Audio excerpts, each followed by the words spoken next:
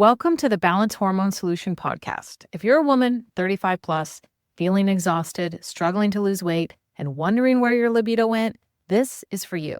I am Tracy Aaron, a functional medicine practitioner who helps women balance their hormones naturally without prescriptions, guesswork, or trendy nonsense. Because here's the truth. Your symptoms aren't random. They're signals.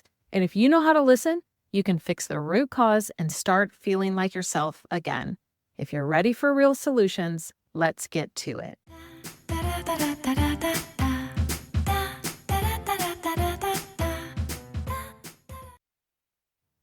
Why cortisol is quietly sabotaging your metabolism in perimenopause.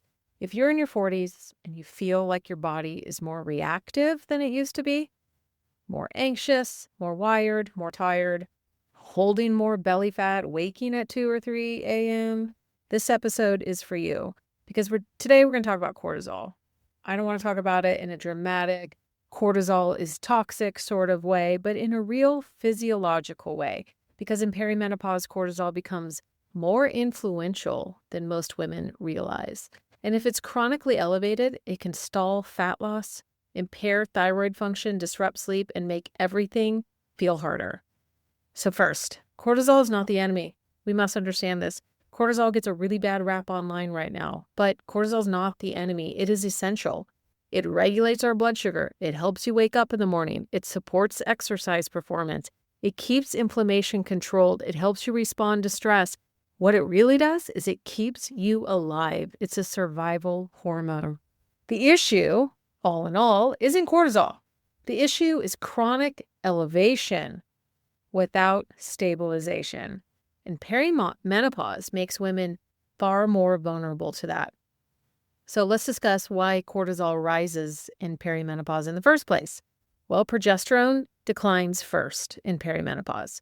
Progesterone, remember, is that calming hormone, has that really beautiful, peaceful effect on the brain. And when it drops, your sleep is going to naturally become lighter.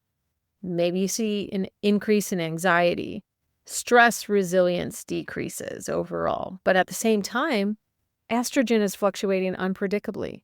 Blood sugar becomes more volatile. Muscle mass starts to decline. Life stress is often high, right? We've got career changes, aging parents, teens, kids moving out of the house. Your nervous system is already loaded. So your cortisol baseline creeps up. Not dramatically necessarily, but consistently. So what does chronic cortisol do to metabolism specifically? When cortisol stays elevated, it increases blood sugar. Elevated blood sugar increases insulin. Elevated insulin makes fat storage easier, especially in the abdomen.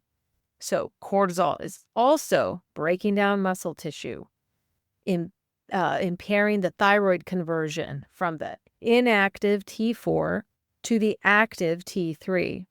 It increases reverse T3. It disrupts deep sleep.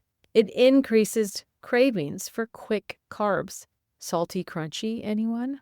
So now you have higher insulin, lower active thyroid, less muscle, poor sleep, and you're trying to lose weight in that environment. That ends up feeling like and acting like an uphill battle. So let's talk about those 2 a.m. wake-ups. I mean, this is one of the biggest tells. If you wake consistently between 2 and 4 a.m., alert, heart slightly racing, your mind is on, that's often a cortisol spike. A lot of times it has everything to do with blood sugar dropping overnight because cortisol is rising to compensate, and then you wake up. And now you're sleep deprived. And sleep deprivation alone increases cortisol the next day, reduces insulin sensitivity, increases hunger hormones. It's a loop. It's a vicious, vicious loop. Let's talk about the exercise mistake. Here's where I see high-achieving women just making it worse. Not trying to, but they're trying to do everything right. Just so happens it's not the right thing right now. They're going to add more HIIT training, more fasting, more long runs, more pushing. But high-intensity training is a stressor. And if cortisol is already elevated, stacking more stress on top does not create good fat loss. It creates more retention. So in this phase, your body responds better to things like just consistent strength training, walking throughout the day.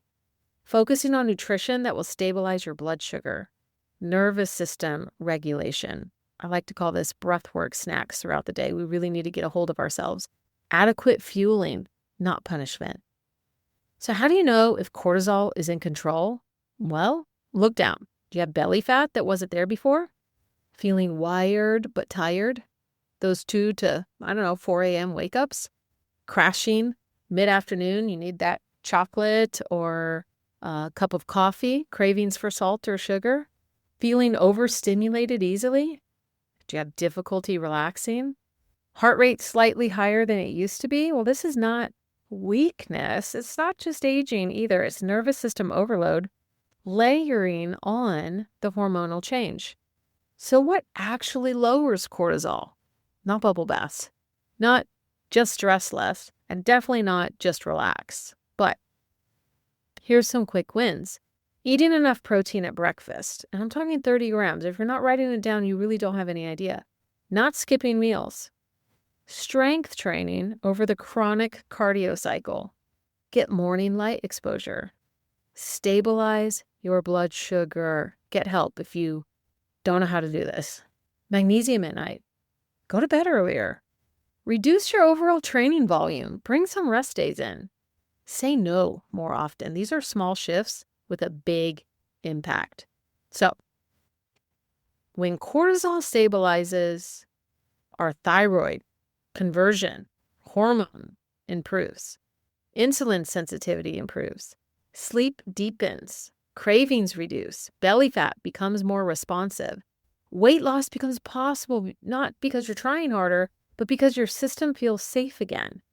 So perimenopause is not about doing more.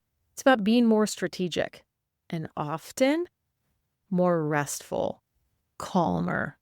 All right. And that's it for the Balanced Hormone Solution podcast. I will see you on the next episode.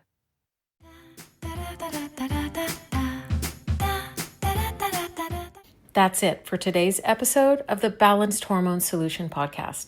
If this resonated, don't just listen, do something about it.